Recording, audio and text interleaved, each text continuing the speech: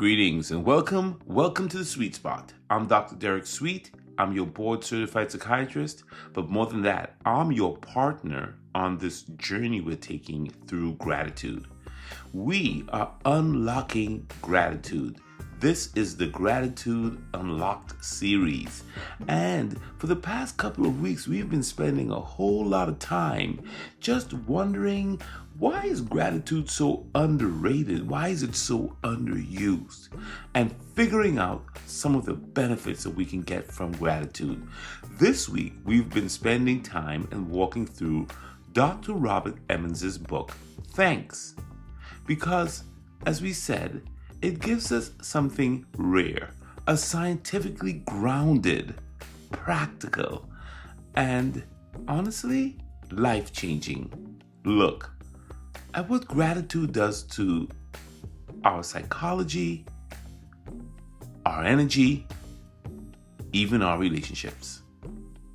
Yesterday, we talked about gratitude widening your field of vision, how it helps you see openings that stress usually hides. Because when we're stressed out, we narrow our visual field, we go into survival mode, and we miss things when we're under stress. Today, we're going to take the next step in Emmons' book, How Gratitude Fuels Action. Well, that makes sense. It's Take Action Tuesday anyway. So, Emmons puts it quite simply. To be grateful is to recognize the gifts that enable us to act. I'll say that again. To be grateful is to recognize the gifts that enable us to act. And the key word here is recognize.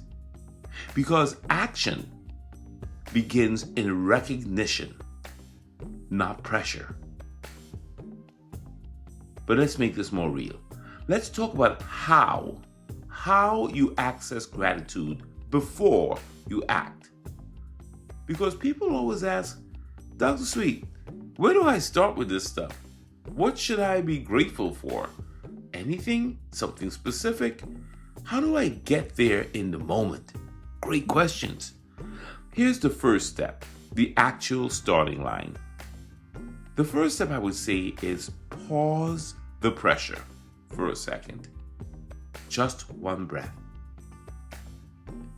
Interrupt the I'm not ready, this is too much, I'm overwhelmed, I don't have enough, how am I going to do this? Interrupt that loop with just one breath. Do it with me now. One breath. And then let it out. Yes. Always make the exhale longer than the inhale. And when you pause the pressure, when you interrupt your loop of negativity or worry or anxiety with one breath, the next step is to ask one question. What's helping me right now? That's it. You don't need a big spiritual revelation. Just name one supportive thing that's real in this moment. It could be anything.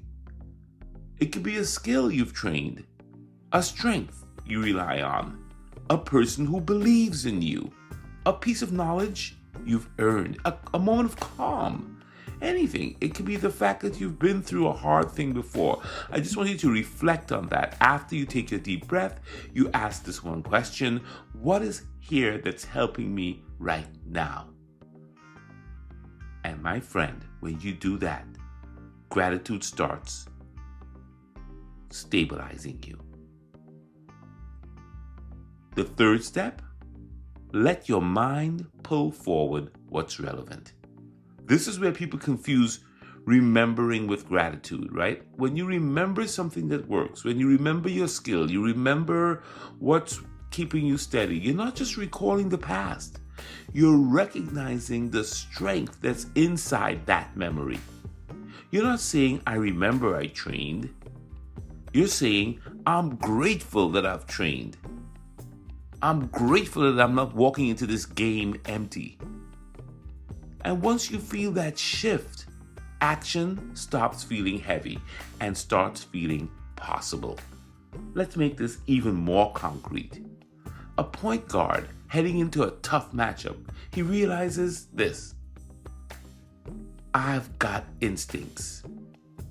I studied film. I took the coaching. I'm conditioned. That's not just remembering. That's gratitude turning preparation into confidence. By remembering the preparation, remembering how prepared you are, remembering all the work you put in, you are using your preparation combined with the gratitude for confidence. Maybe you're a leader, a business person, a CEO, you're entering a high pressure meeting, okay? And you realize, hey, I've got expertise. I studied the data. I have a team that works with me. I trust them. I'm going to be good here. Just taking that moment of gratitude helps you breathe again, center yourself, and get ready for the meeting. Maybe you're a mom juggling work. You got kids. You have aging parents. And it's coming at you left and right. And you take a moment and you take a breath and you ask yourself what's working now. All right, I've got support. I've got love. I'm surrounded by resilience. I'm good. Gratitude, taking the weight off your chest. Maybe you're a student. You're overwhelmed by an assignment. You've got a whole lot of work to do. And you take a moment and you realize, I've gotten through hard things before. I've been overwhelmed before, and it has worked. I have figured it out. Gratitude will match that fear you have with the evidence of the things you have overcome. And there's a famous saying, right, in ancient wisdom: through many dangers, toils, and snares, I have already come. My mom puts it this way: that if it's not going to kill you, okay? You've done this before. Every one of those moments that I just gave you begins with the same pivot. What's helping me right now? That's the key. You take the breath and then you ask yourself, what's here to help me? What's working? What's steady? And the science backs this up. There's a field in science called embodied cognition. Your thoughts shape the way your body prepares to move. I'll say it again. Embodied cognition. Your thoughts shape the way your body prepares to move. When your mind focuses on what you lack, your body contracts.